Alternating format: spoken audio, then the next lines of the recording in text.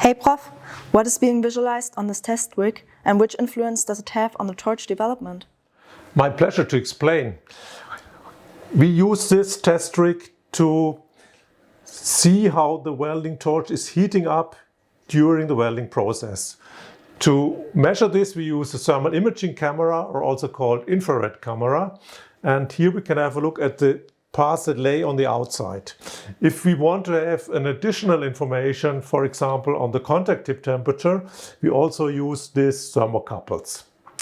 Now, the help for the engineer here is that we get good information about the torch behavior. So we have a simple rule of thumb, and this means the colder a torch stays during the welding process, the longer the lifetime of the spare parts and the torch itself. Any questions for the Weld Prof? Please contact me.